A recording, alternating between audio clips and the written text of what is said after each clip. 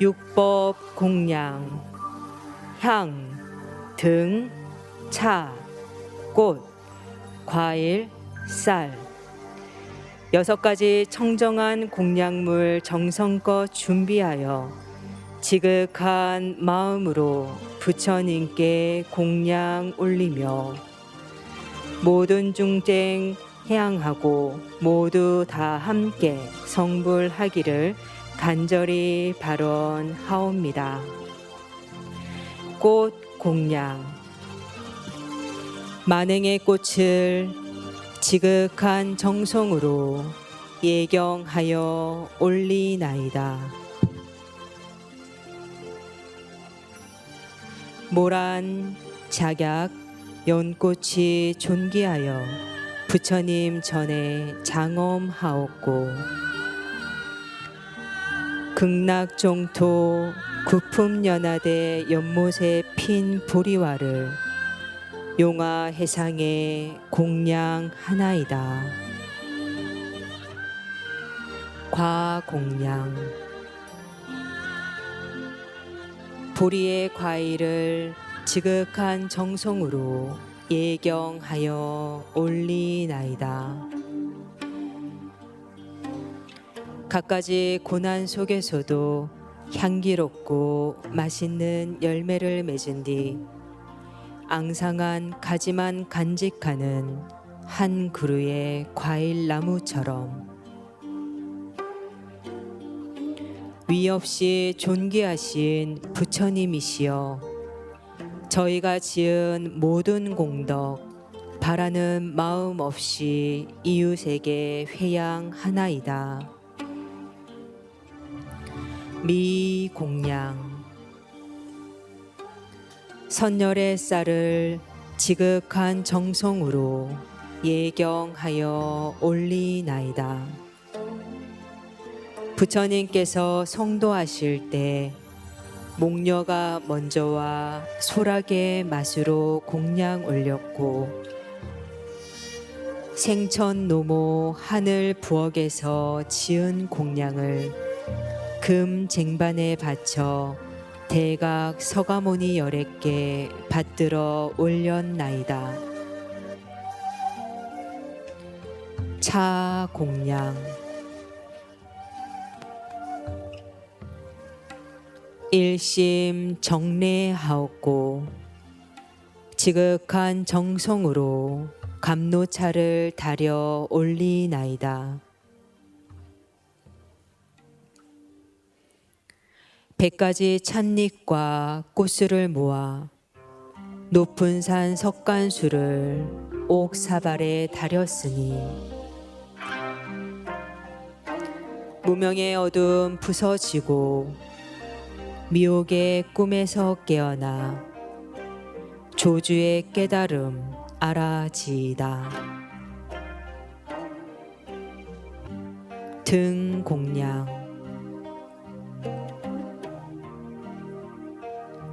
반야의 등을 지극한 정성으로 예경하여 올리나이다. 등불이 자신을 녹이면서 어둠을 밝혀주듯 부처님의 지혜 광명 시방세계 두루 비춰주시니 지혜의 마음 등불 절로 밝아지이다.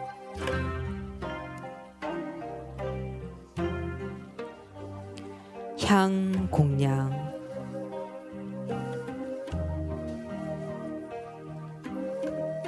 해탈의 향을 지극한 정성으로 예경하여 올리나이다. 개정해의 참다운 향기 하늘까지 피어올라 삼천 대천세계 맑게 퍼져 가옵소서. 향, 등, 차, 꽃, 과일, 쌀 이 6가지 공양물을 지극한 마음으로 부처님께 올리며 일체 중생에게 회양하여 모두 다 함께 성불하기를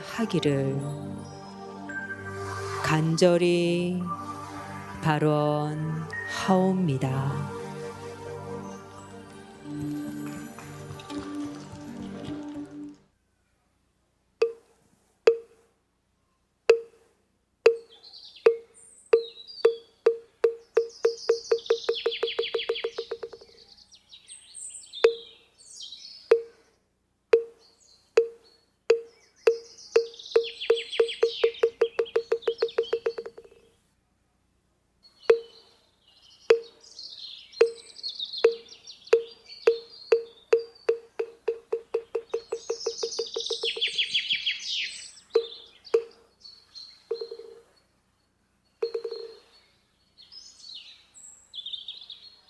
총님이나 대중 스님이 많은 사찰에서는 공양 목탁이 울리면 하던 일을 멈추고 모두 큰 방으로 모입니다. 그리고 법당에 부처님께 공양을 올리듯 정성껏 만든 음식을 공양 장소인 큰 방에 옮기는 것으로 바루공양이 시작됩니다. 지금 복력사 승가대학 학인 스님들이 평소 바루공양에 사용하는 행익 도구를 시연 장소인 무대 위로 올리고 있습니다. 제일 첫 번째는 바루를 헹굴 때 필요한 맑은 물이 든 청수 차관입니다. 이어서 따뜻한 밥을 담은 밥통과 바루를 씻을 뜨거운 숭늉이 담긴 숭늉 차관을 올립니다. 그리고 김치와 두부구이, 나물 반찬, 장아찌, 야채찌개 등 평상시 식단대로 구성된 찬을 담은 찬상을 순서대로 올리고 있습니다. 오늘날 각박한 생활 속에서 간편하고 빠른 음식을 선호해 오던 현대인들은 정신과 육체에 대해 다양한 질병을 가지게 되었고 무분별한 자연 파괴와 탄소 자원의 과다한 사용으로 인해 지구는 심각한 기후 위기에 직면하게 되었습니다. 바루공양은 단순히 허기를 면하기 위한 음식 섭취가 아닙니다. 음식 섭취를 오직 도업을 성취하기 위한 양약으로 삼는 사찰 음식과 바루공양에는 불교의 핵심 가르침과 불교의 정신이 그대로 녹아 있습니다.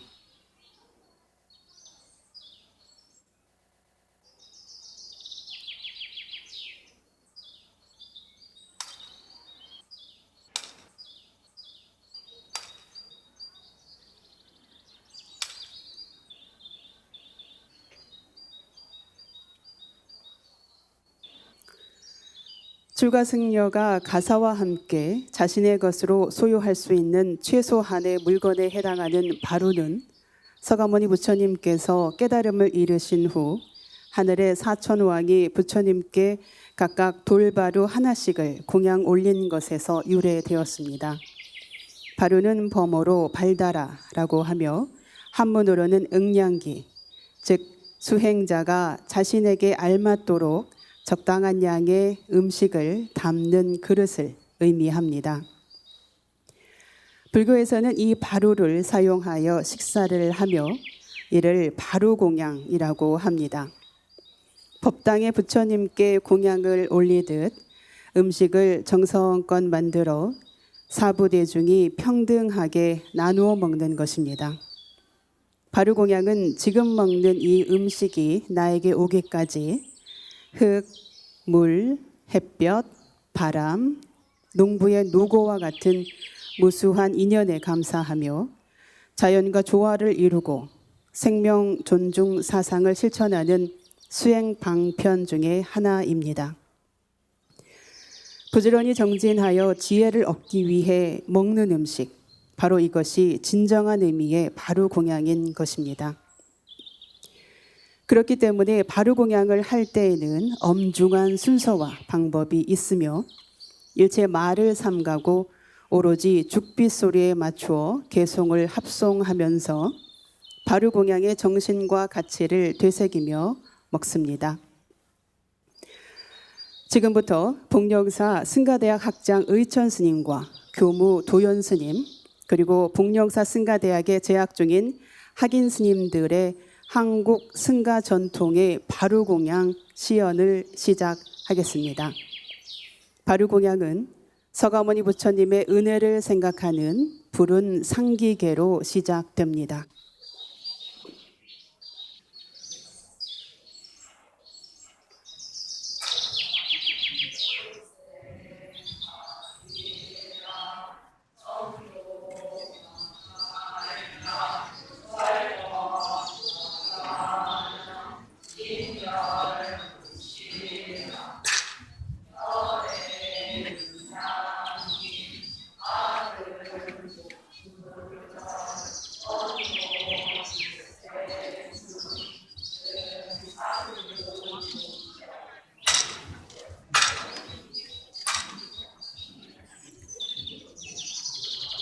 바루를 펴기 전에 부처님께서 탄생하신 카필라국과 성도하신 마갈타국, 처음으로 설법하신 바라나시와 완전한 열반에 드신 쿠시나가라의 성스러운 땅을 생각합니다.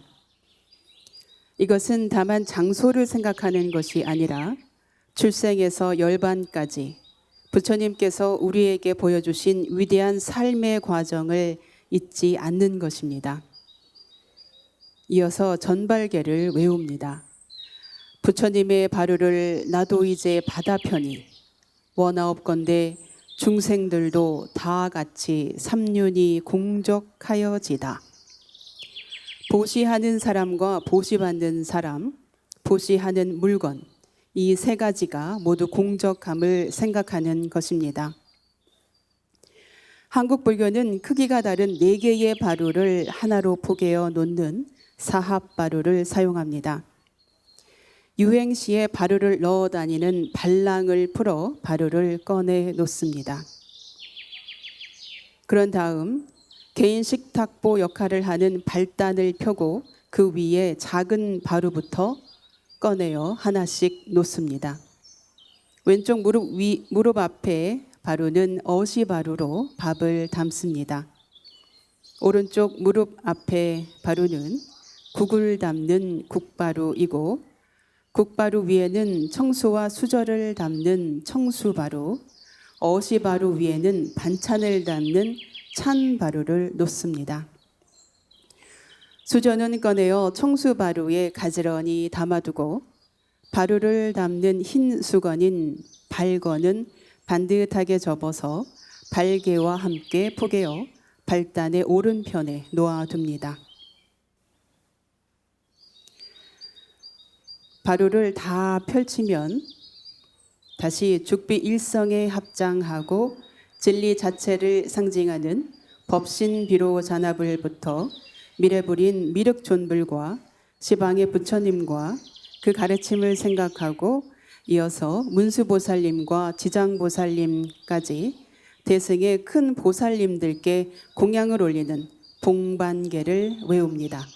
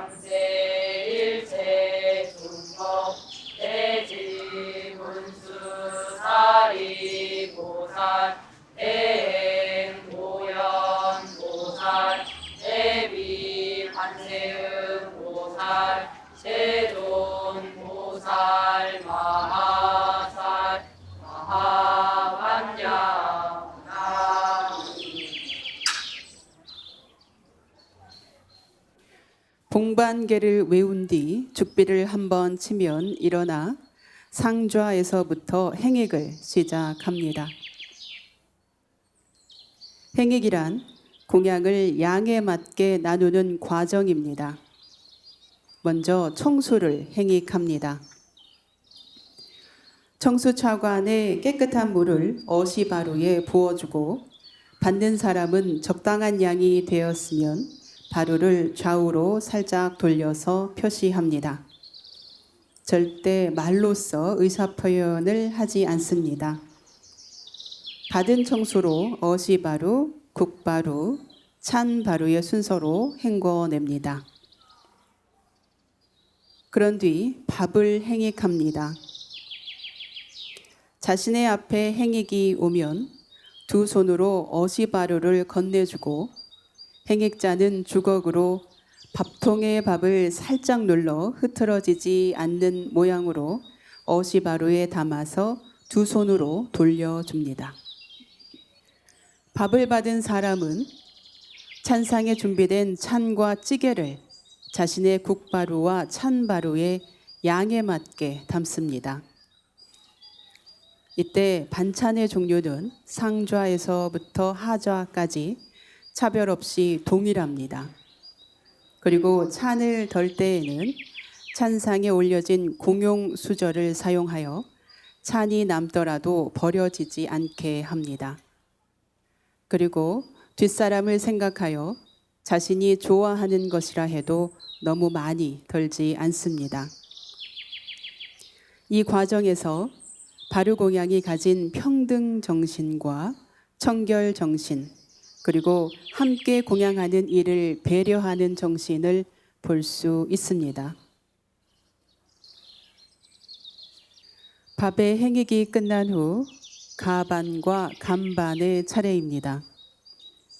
밥의 양이 적거나 많다고 생각될 경우 밥을 덜거나 더 담을 수 있습니다. 이때 뒷사람이 충분히 먹을 수 있게 한 숟가락씩 덜어내게 되는데 이를 십시일반이라 하며 한 사람 분량의 밥이 더 생기기도 합니다. 감가반이 필요치 않은 경우 말이나 손짓이 아닌 합장으로 표시합니다. 감가반이 끝나면 방 밖의 마루로 밥을 담았던 그릇을 내놓습니다.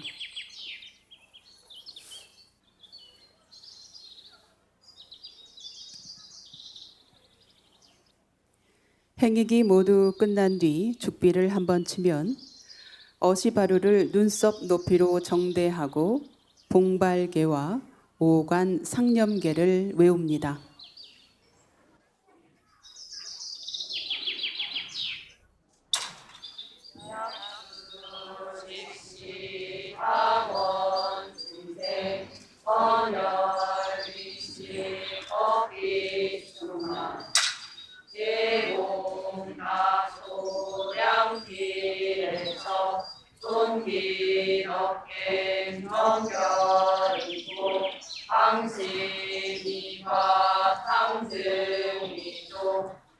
성사양양 위료영도 위선도어 음수차시.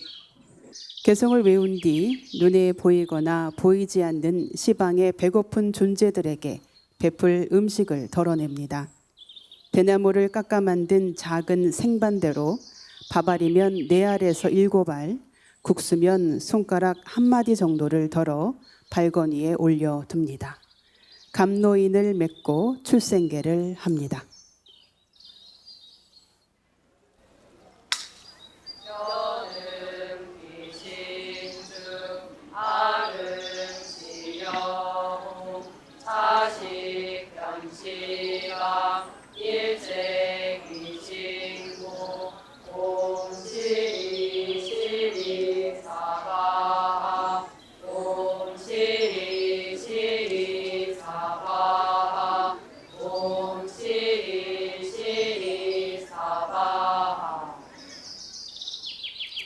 출생계, 너희 귀신들이여, 내 이제 그대들에게 공양하노니 이 음식이 시방 세계에 두루하여 모든 귀신들이 함께 공양하여지이다. 옴 시리시리 사바하. 출생계를 외운 뒤 떠낸 생반은 헌식기에 넣으며 이것은 바루 공양이 끝난 후 모아서 헌식 장소로 가져가서 배고픈 중생들에게 회양해 줍니다.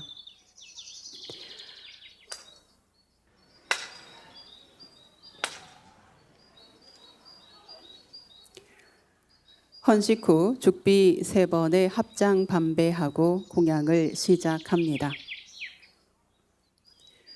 먼저 반찬 가운데 숭늉으로 바루를 닦을 때 사용할 무나 김치 한 조각을 국물에 씻어 바루에 둡니다. 공양을 하면서도 바루 공양의 정신을 잊지 않습니다. 이 음식을 먹고 모든 선을 닦겠습니다. 모든 악을 끊겠습니다. 일체 중생이 모두 위없는 불도를 이루기를 원합니다. 먹을 때에는 주변을 두리번거리거나 음식에 맛있고 맛없음을 분별하지 않습니다. 음식을 씹거나 국물을 마시는 소리를 내지 않으며 수저가 부딪히거나 그릇을 긁는 소리도 내지 않도록 주의합니다. 바루 공양은 숟가락과 바루를 들어 올리는 동작과 밥과 반찬의 맛과 촉감을 온전히 알아차리며 먹는 과정이 모두 수행입니다. 또한 밥 먹는 소리만 들어도 목구멍에서 불이 일어난다고 알려진 배고픈 아귀들에게 자비를 베풀기 위해 소리를 내지 않습니다.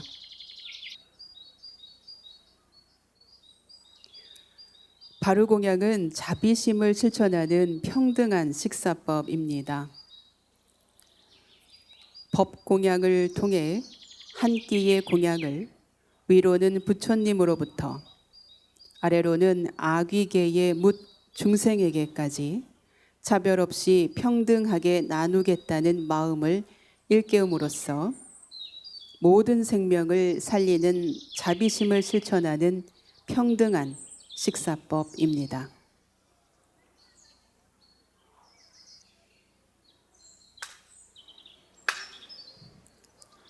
공양이 끝나면 죽비를 2번 친 후 뜨거운 숭늉을 어시바루에 행익합니다. 찬 바루에 남겨두었던 무나 김치 조각을 이용하여 어시바루부터 국바루, 찬 바루의 순서로 깨끗이 닦습니다. 그리고 바루를 다 닦은 뒤 숭늉은 남김없이 다 마십니다.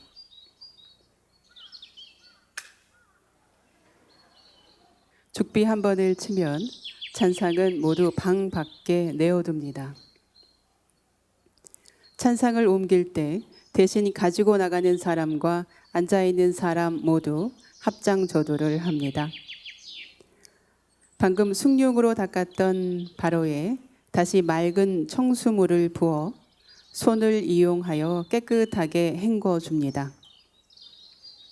어시바루와 국바루, 찬바루를 차례로 헹구고 마지막 찬바루에 청수물을 담가둡니다.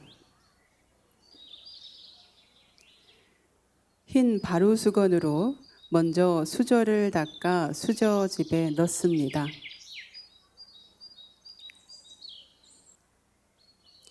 그런 다음 양손으로 어시바루를 잡고 안팎의 물기를 닦습니다.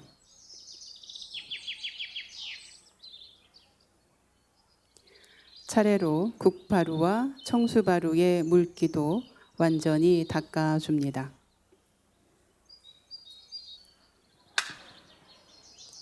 죽비 한 번을 치면 하좌에서부터 청수를 걷습니다. 청수를 통에 부을 때 소리가 나지 않도록 하며 고춧가루 한 톨 나가지 않도록 주의를 기울여 붓습니다.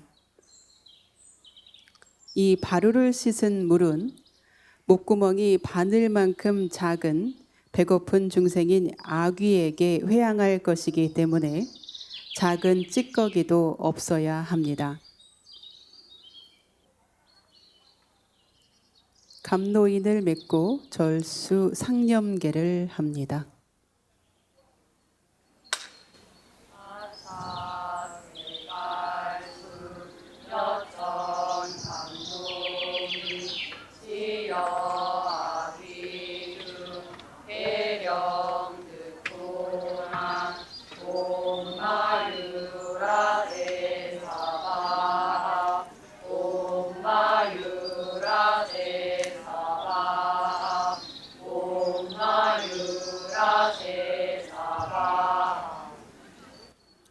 절수 상념계. 이 바로 씻은 물은 하늘의 감노 맛이라. 아귀들에게 베푸노니 모두 배불러지이다. 바루를 씻은 맑은 청순물은 큰 방 밖에 마련된 퇴수 장소에 부어줍니다. 대중스님들은 청수로 씻은 바루의 물기를 발건으로 마저 닦고 바루를 포개어 회발합니다. 이렇듯 바루 공양은 별도의 설거지가 필요 없습니다. 설거지가 필요 없는 바루 공양은 처음부터 끝까지 청결 공양이고 환경 공양입니다.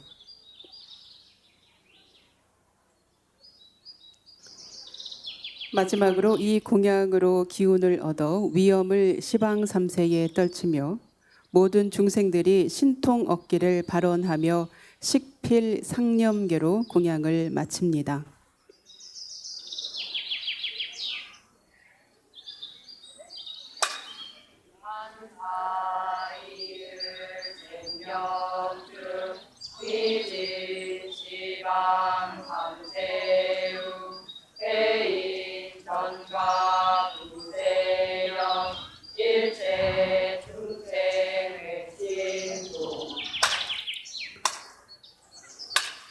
식필 상념계. 공양을 마치니 몸에 힘이 가득 차니 위엄은 시방3세 떨치는 영웅이로다. 인영공덕 회양하여 마음에 두지 않으니 모든 중생들이 신통을 얻어지이다. 식필 상념계가 끝나면 죽비일성에 두 손으로 바루를 들고 일어나 질서정연하게 안행하여 바루장에 바루를 넣는 것으로 스님들의 바루 공양이 끝납니다.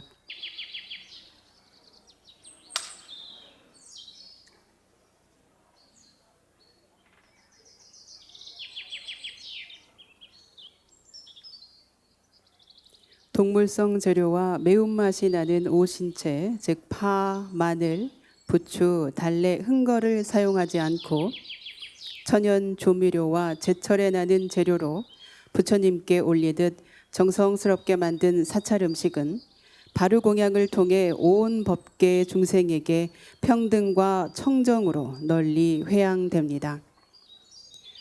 수행자에게 음식은 배부르기 위해 먹는 단순한 음식이 아닙니다.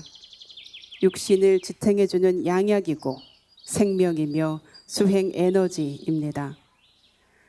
서가모니 부처님으로부터 시작된 바루 공양에는 출가 정신이 그대로 담겨 있습니다.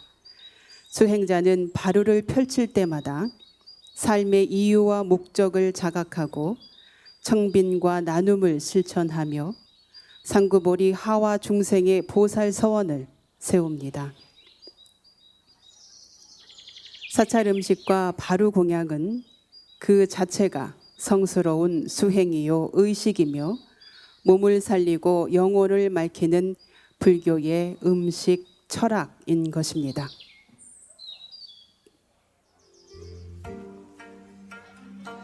안녕하세요. 네, 복령사 사찰음식 대향연에 와주셔서 감사합니다. 그래도 많이 역사를 지내다 오다 보니까 다양한 프로그램들도 있고 또 오늘 이렇게 저같이 오픈 강의를 여러 스님들께서 하십니다. 그래서 이제 제가 첫 스타트로 시작을 했습니다. 그래서 보시면 제 요리는 준비는 필요하지만 실제 하는 것은 되게 간단하고, 사찰 음식에 특별한 것이 있다면 계절 음식을 한다는 거잖아요. 그래서 봄에는 여러분 한번 생각해 보시면 봄에는 뭐예요? 산에 가서 뭐 하세요? 봄나물 뜯으러 다니잖아요. 여름에는 열매, 오이, 호박, 가지 이런 열매를 먹는다면 가을에는 뿌리를 음식을 주로 먹습니다. 그래서 뭐가 나요? 연근, 우엉 이런 것들이 납니다. 그러다 보니까 이제 연근을 아까도 사전에 누군가 질문을 하셨는데 어떻게 먹는 것이 연근을 영양 손실을 덜하게 하느냐 이런데, 저는 이제 많이 하지 않고 불에 많이 뭐 끓이거나 이런다면 당연히 영양 손실이 파괴되기 때문에 좀 이렇게 간단하게 찌는 방법을, 또 오늘은 지금 이렇게 하지만 실제 이렇게 압력솥에 찌면 훨씬 빠르잖아요. 그래서 살짝 쪄서 제가 이렇게 하는 걸 가르쳐 드릴 테니까 여러분이 활용을 많이 해보세요. 저는 이렇게 앞에서 이렇게 여러분들을 보여드리기 위해서 이렇게 사전에, 이거는 비트물을 사전에 드렸어요. 물을 들이실 때는 물에다가 식초물을 한두 방울 딱 떨어뜨리면 이렇게 색이 곱게 듭니다. 그다음에 이거는 치자물이에요. 그러니까 이제 왜 이 색을 들이면 자연의 색이냐 인공의 색이냐는 익혀봤을 때 압니다. 인공의 색은 익혀도 변하지가 않아요. 근데 자연적으로 이렇게 익히는 색은 익혀버리면 색이 변합니다. 그런데 유일하게 치자는 익히면 오히려 색이 더 예뻐집니다. 그래서 치자 밥을 하기도 해요. 그러면 색이 이렇게 예쁘게 변하면서 치자의 역할이 소화를 잘 되게 하는 것을 합니다. 그래서 예쁘기도 하지만 기능적으로 소화를 잘 시켜주는 일도 하고 있습니다. 그래서 오늘 먼저 물을 끓이면 찌겠습니다. 그래서 이렇게 색색별로 올려서 한 옆으로 찝니다. 제가 원래 오색을 한다고 그랬는데 지금 일부러 이렇게 색을 하다 보니까 파란색은 더 할 수 있는데 그 이상의 색이 안 돼서 오늘은 3가지 색으로 다시 이렇게 정정을 해서 하겠습니다. 이렇게 해서 푹 찌시면 돼요. 연근은 익어도 아삭아삭합니다. 물론 뭐 시간을 한 3-4시간씩 한다면 그렇지 않겠지만, 그래서 익어도 아삭아삭하니까 그걸 이렇게 참고해 두시고, 만약에 좀 더 하겠다 그러면 물을 넉넉히 넣으시고 오래 찌시면 됩니다. 자, 그다음 양념을 한번 해보겠습니다. 원래는 마른 대추를 합니다. 그런데 지금 이 계절에만 있는 게 생대추예요. 그래서 식감을 같이, 왜냐하면 연근이 익어도 아삭아삭한데 대추도 같이 아삭아삭하면 좋을 것 같아요. 근데 만약에 뭐 이렇게 다른 계절에 한다면 말린 대추를 물에 불려서 씨를 돌려 까서 채소를 썰지만, 오늘처럼 이렇게 생 대추가 있을 땐 같이 하시면 식감이 비슷해져서 씹는 식감도 좋아지고, 또 우리 그런 말 있죠. 대추를 보고 안 먹으면 늙는다.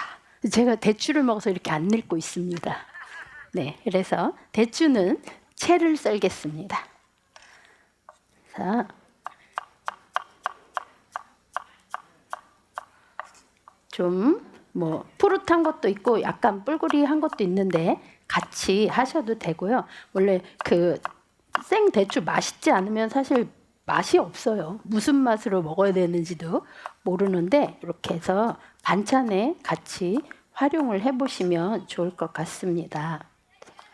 그 이제 요즘은, 옛날에는 우리 뭐 설이 이렇게 했는데 요즘은 남의 거 잘못 따면 안 되잖아요. 지나가다가 대추 있다고 훅 따갖고 가고 이러면 곤란해지니까 네, 보시고 잘 활용을 하세요. 그래서 네, 양념도 아주 간단합니다. 오늘도 엄청 쉽습니다. 양념도 딱 3가지. 소금, 깨소금, 참기름 뿐입니다. 오늘 아마도 이걸 보신 분들은 집에 가서 다 해 드실 것 같아요. 그러니까 여기에 만약에 파마늘을 넣는다든가 이러면 맛이 이상해지거든요. 그래서 이거야말로 사찰 음식의, 감히 말하자면 정수라고 할 수 있습니다. 그러니까 그 재료가 갖고 있는 본연의 맛을 살리자이기 때문에 너무 많은 것을 하는 것을 저는 바라지 않습니다. 그래서 이렇게 간단하면서도 예쁘게 또 맛있게 영양가 있게 먹는 것. 그러니까 연근하면 되게 사람들 좋아하잖아요. 그죠? 뭐 피를 맑게 한다 이러면서 하는데 그런 전문적인 건 여러분들이 더 잘 아실 테니까 하더라도 방법이 그냥 이렇게 푹 쪄가지고만 드셔도 충분히 영양을 섭취할 수 있다는 겁니다. 그래서 그냥 먹으면 싱겁기 때문에 그냥 스님들은 아침에 그냥 쪄가지고 소금하고 참기름 그냥 이렇게 찍어서도 드세요. 그러니까 그런 방법도 있고 지금처럼 좀 이렇게 이게 그래도 사찰 음식인데 요리다라고 보여드리기 위해서 제가 이렇게 첨부를 하고 또 이 방법을 마를 구워서도 마도 뿌리 음식이니까 가을에 많이 먹겠죠. 살짝 참기름에 구워서 거기는 소금, 대추, 깨소금만 섞어가지고 또 같이 먹기도 합니다. 그래서 이 찌어서 하는 방법들을 여러분들이 활용을 많이 하시면 훨씬 좋으실 거예요. 그래서 자 여기 소금 조금 간이 되게끔 그다음에 깨소금 넣고 참기름 네 이렇게 하면 양념도 끝났어요. 정말 쉽죠? 오늘 집에 가서 꼭 해 드셔야 됩니다. 자, 이렇게 해서 잘 섞어서 대추에 양념이 되어야지만 연근을 먹을 때 이걸로 양념이 되거든요. 그래서 같이 어울릴 수 있도록 소금을 조금 더 넣어주시면 좋아요. 이렇게 해놓으시고 이제 필요한 것은 연근이 익을 때까지 기다리는 겁니다. 시간이 많이 남아요. 그래서 시간은 제한적이고 뭘 할까 하다가 정말 쉬운 방법. 그러나 이거는 평소에 많이 쓸 수 있는 방법. 뭐 연근뿐이 아니고도 아까 말씀드린 마도 이렇게 쪄서 드셔도 좋고요. 지금 제일 좋게 먹을 수 있는 게 뭔지 아세요?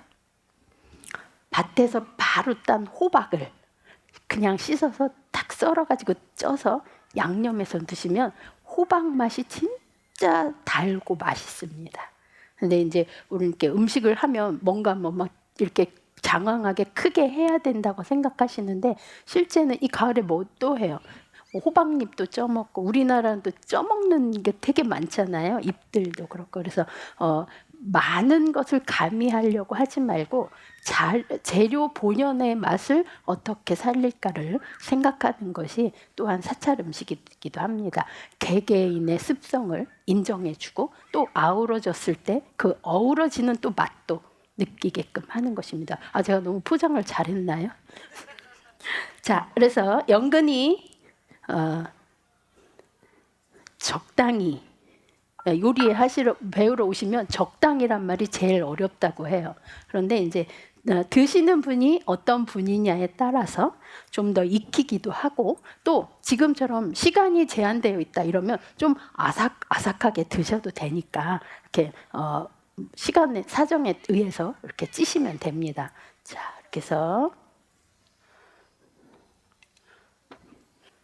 제가 여기 이거를 꽃으로 수놓을 수 있었는데 그냥 일상에서 해먹는 데는 이 꽃 놓고 수 놓고를 잘 안 하기 때문에 저도 그냥 편하게 드실 수 있도록 그러면 또 이제 꽃 놓고 수 놓으면 이건 또 어떻게 했느냐고 물어서 또 본인도 하시려고 합니다. 그래서 이렇게 그냥 생 물들이는 정도는 전날 썰어서 이렇게 비트 보세요. 비트가 아까 색깔하고 찌면서 좀 연해졌죠.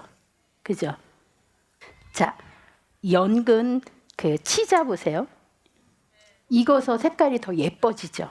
네, 유일하게 자연의 치자이지만 익어도 예뻐지는 건 치자만 그렇습니다.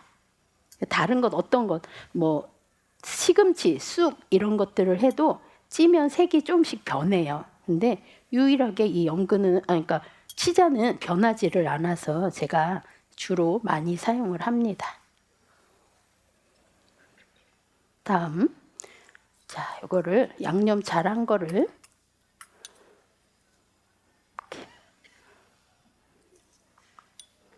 기름과 또 대추와 소금 간이 어우러져서 이렇게 해서 드시면 또 좀 더 저기 하신다면 또 빨간 대추를 한 줄 넣어도 괜찮겠죠? 그래서 좀 색다르게 또 하는 것도 똑같은 대추인데 이렇게 파랗고 빨갛고 미처 생각을 못했네요. 좀 이렇게 익은 것도 갖고 올 걸. 음식은 첫째는 눈으로 보고, 둘째는 향으로, 셋째가 입으로 먹습니다. 이렇게 해서 삼색 연근 찜이 다 됐습니다. 불 끄고. 그러면 어때요? 우리 되게 쉽죠? 에이, 나도 할 수 있는데, 그죠? 그래서 이렇게 나도 할 수 있는 일을 저가 여기서 할 수 있는 건 뭐다? 억울하시면 삭발을 하시면 됩니다. 마치겠습니다. 감사합니다.